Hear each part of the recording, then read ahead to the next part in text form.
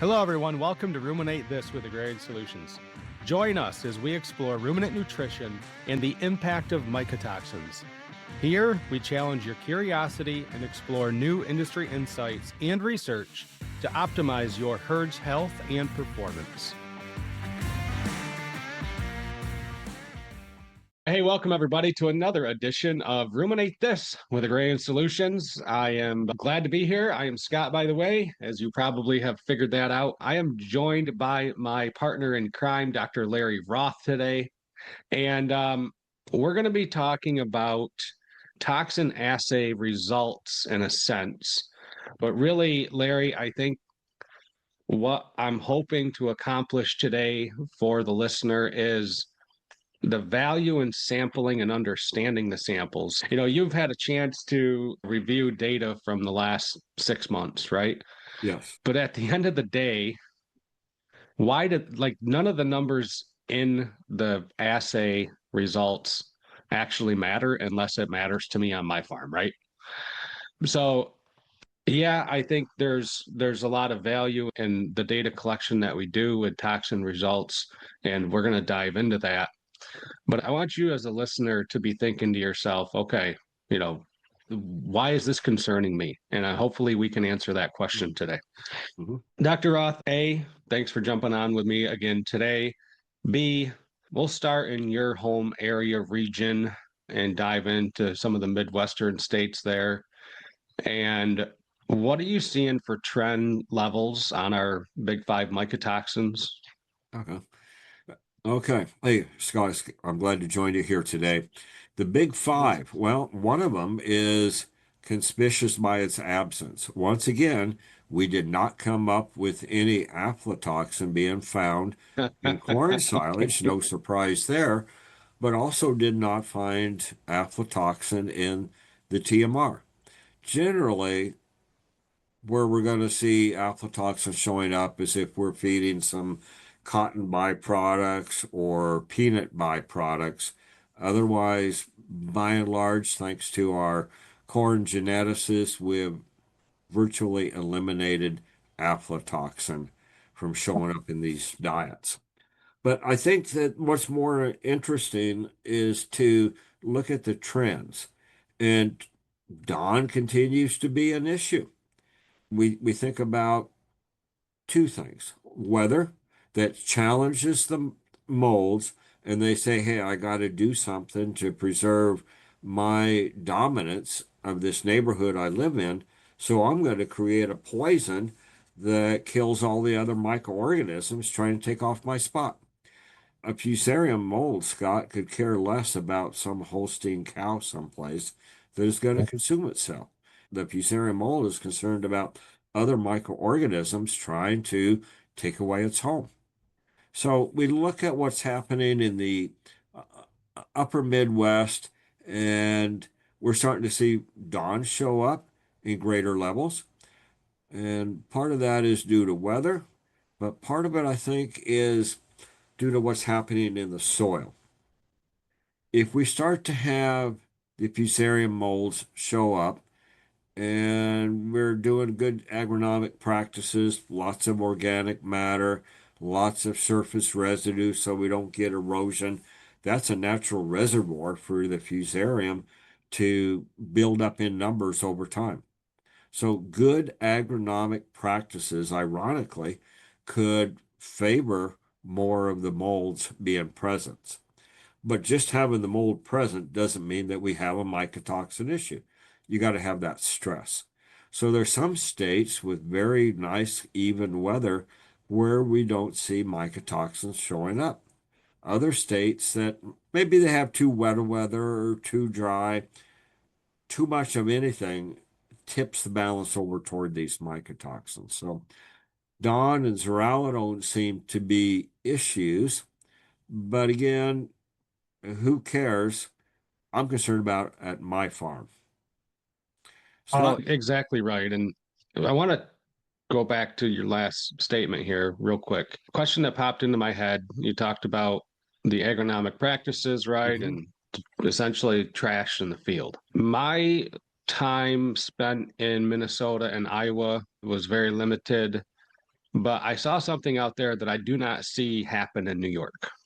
Okay. And that was after the corn was combined off.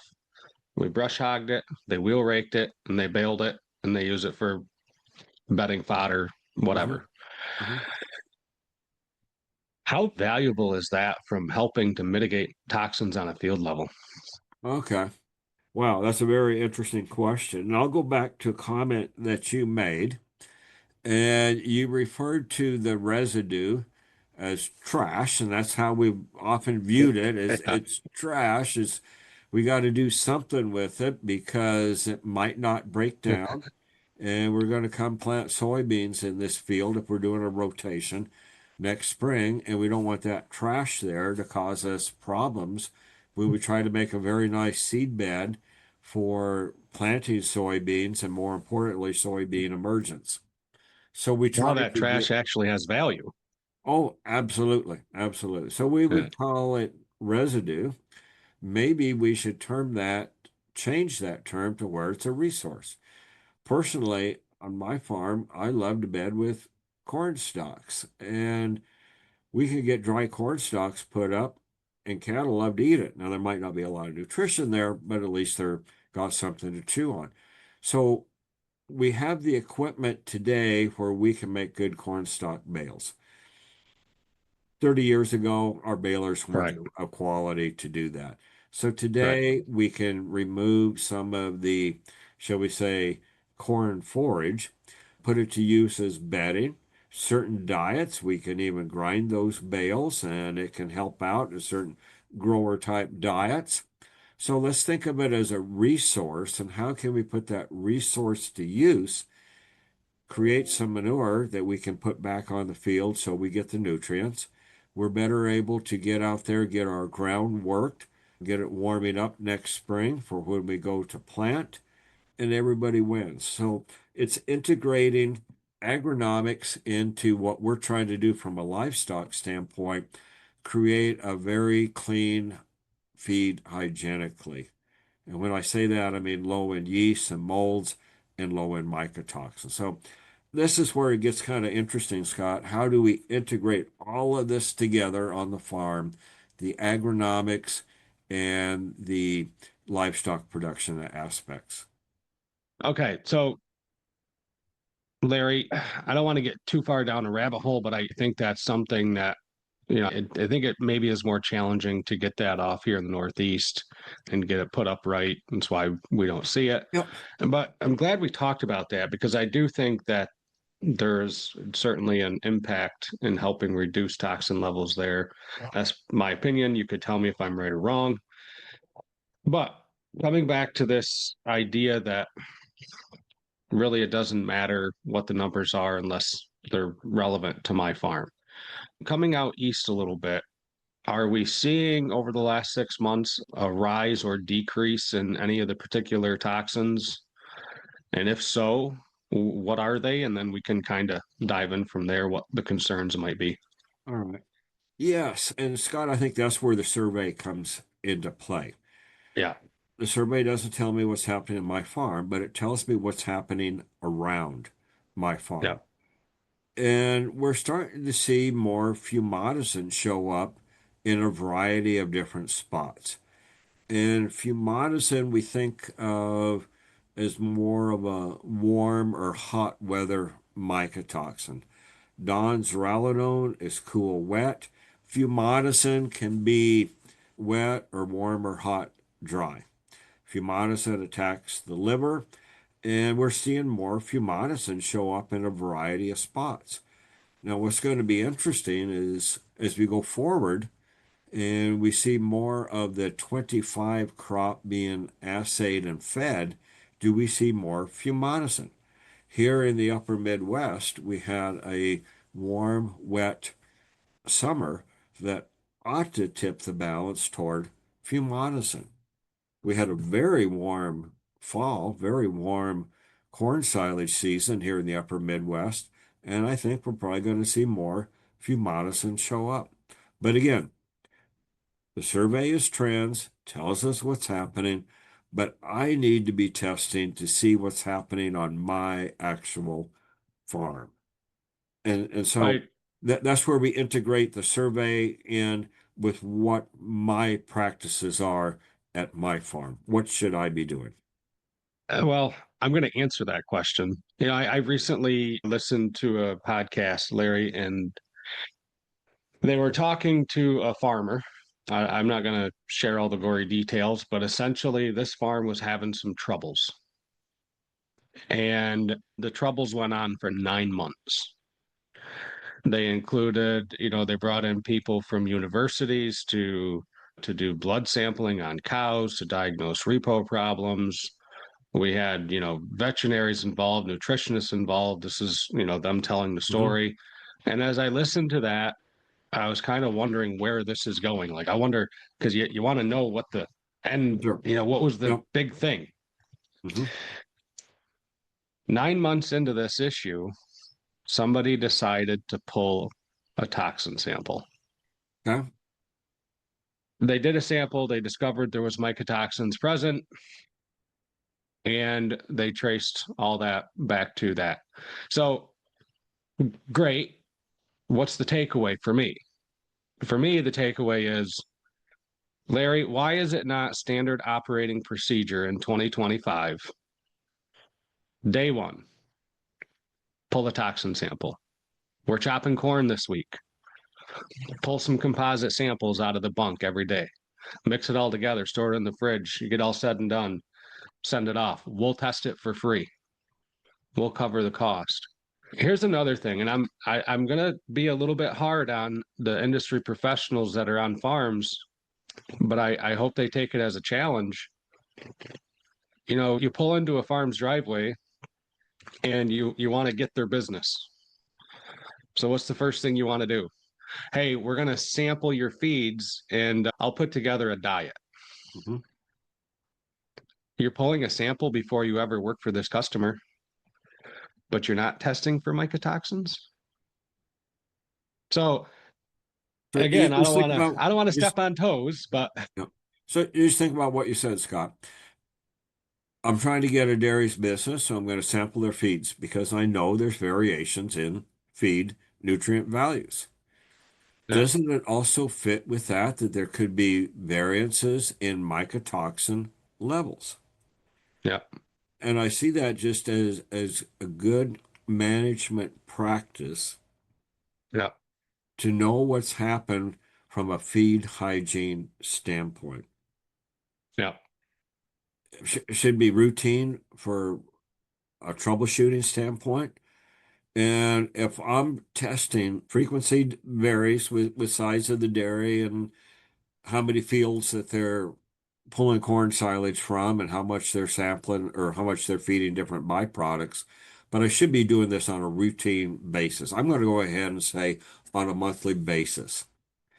That way, I'm always staying top of what is happening so that if things start to go negative, I can look back real quick and say, here's what's been happening with our feeds.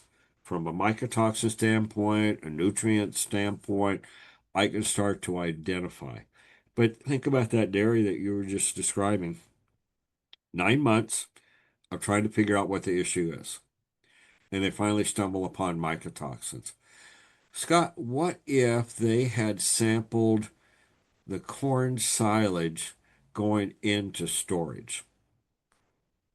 They could have known Mm-hmm. right away what their nutrient profile was going to be. They could have known what mycotoxin risks were going to be and put together a management strategy from both a nutrient standpoint and mycotoxin standpoint and have avoided the 9 months of reduced performance, reduced economics. Well, it's exactly right. And I mean, people just like know. I'm not trying to be Mr. Scary Guy here, but like we're seeing Don, zearalenone, and fumonisin in particular pretty much everywhere. I mean, it's No, the levels vary fair to by say. region, but Hmm. it's pretty much everywhere. And you can't wait to find out until the program's already stuck in the ditch, right? Hmm. And I think one of the things that Larry, I think it's sometimes hard to diagnose these things. We've talked about that at length on this platform because mycotoxins aren't there waving a big old flag, right? They just Correct. kind of whisper the problems to the cows.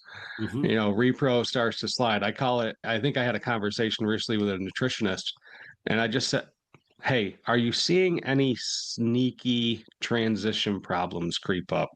Like it maybe doesn't look like a big deal, but something is sneaking into the success of the transition program. You know, like you said, testing going into storage. How many guys over the years have gone out with a pair of shears and a wood chipper and wanting to know the what the nutrient value of that corn is and the moisture so we can know when to chop.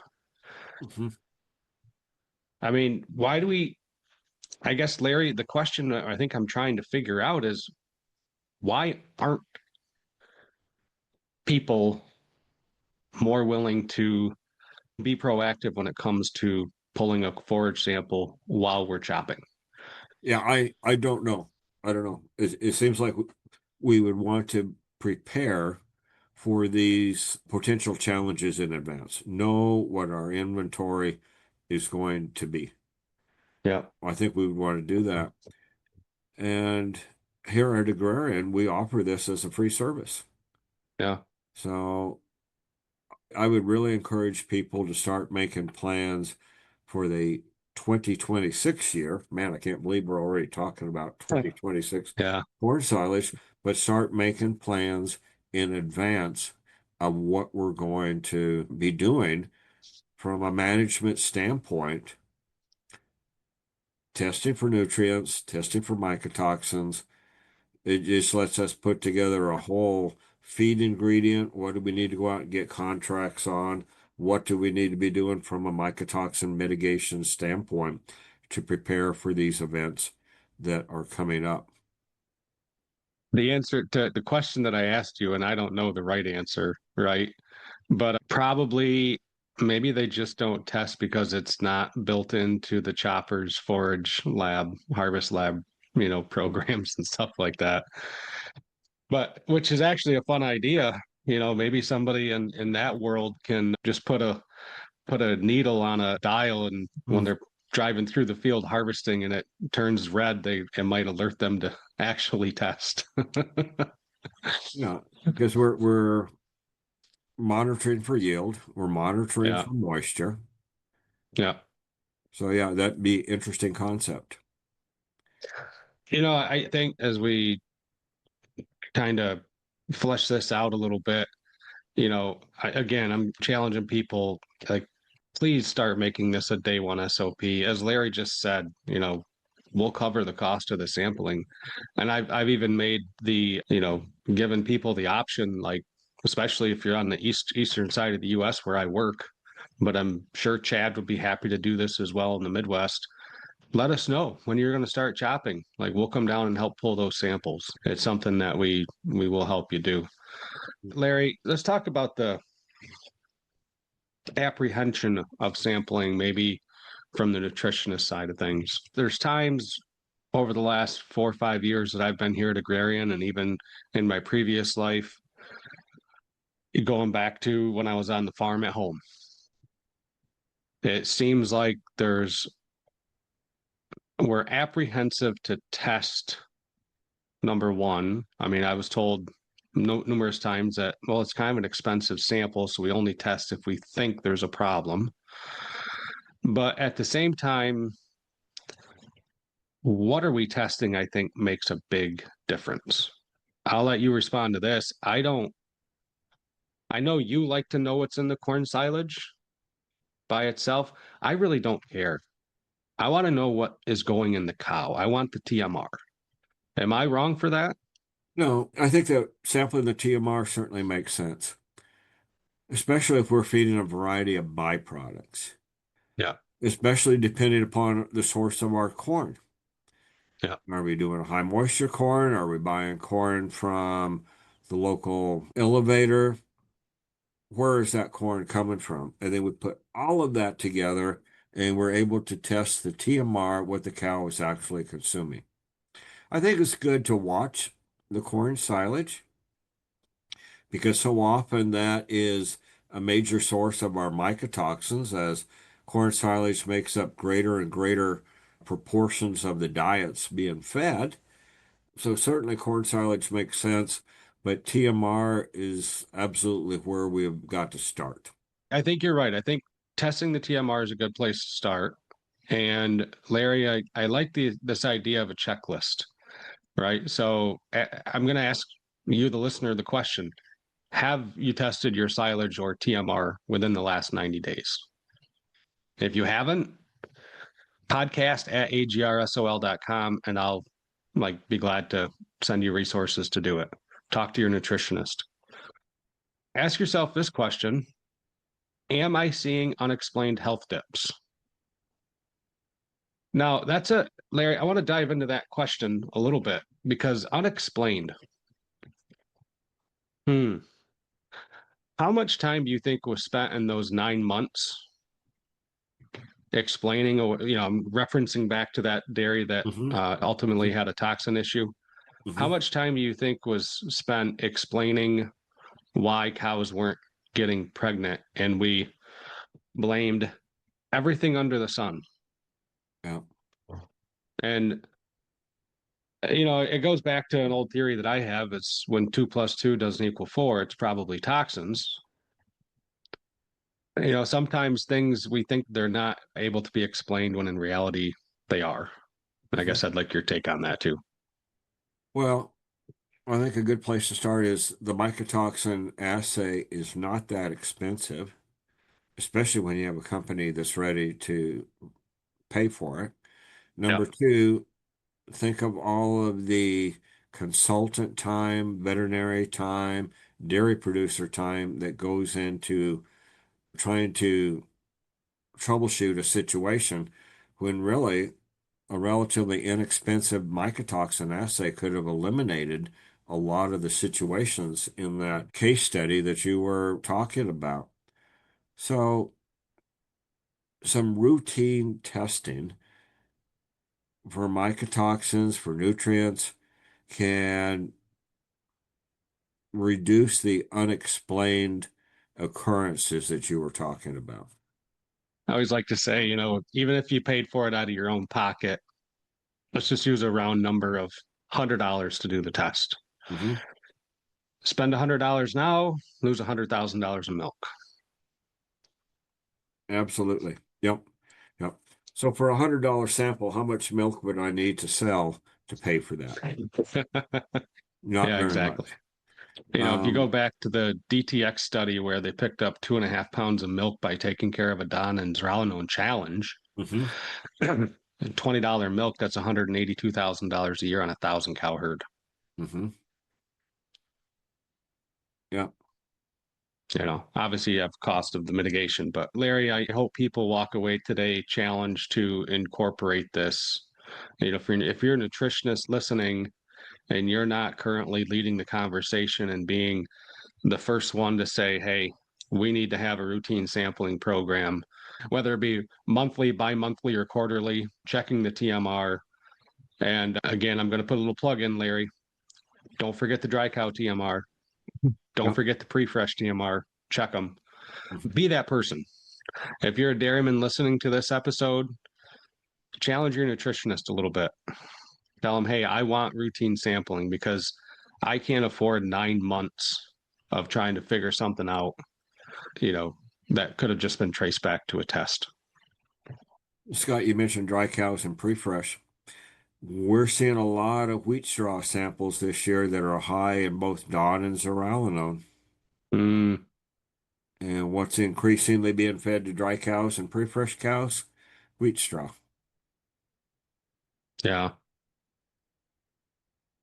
Yeah, I think this is good. I like the fact that we do this. We have this sampling program available for everybody.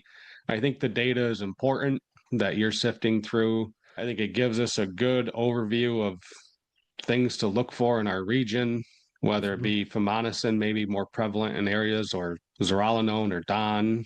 But at the end of the day, folks, like it's about, giving you something tangible that you can use to defend and protect your cows, right? So Larry, if I guess as we wrap up, give me your back of the napkin 3-point action plan here. First of all, I'm going to encourage people to do monthly testing.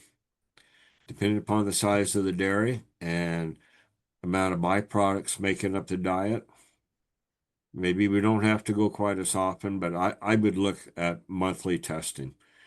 Number two, let's already start making plans for testing corn silage next year. Number three, let's look at unexplained occurrences happening, be it fresh cow issues, whatever changes that come up. Instantly, we start thinking about testing our rations. So it's relatively simple to put this into place. It becomes a monthly occurrence that we're testing our feeds going into storage to know what is happening. Yep. I like that. Larry, I want to thank you again for jumping on here today. My closing thought is please make this standard operating procedure number one, folks. So, and I agree with Larry on this. Appreciate you taking the time again today. And we'll be talking to everybody again in a couple of weeks. Thank you. All right. Thank you, Scott. Thank you for listening to Ruminate This with Agrarian Solutions. Look for our next episode in 2 weeks.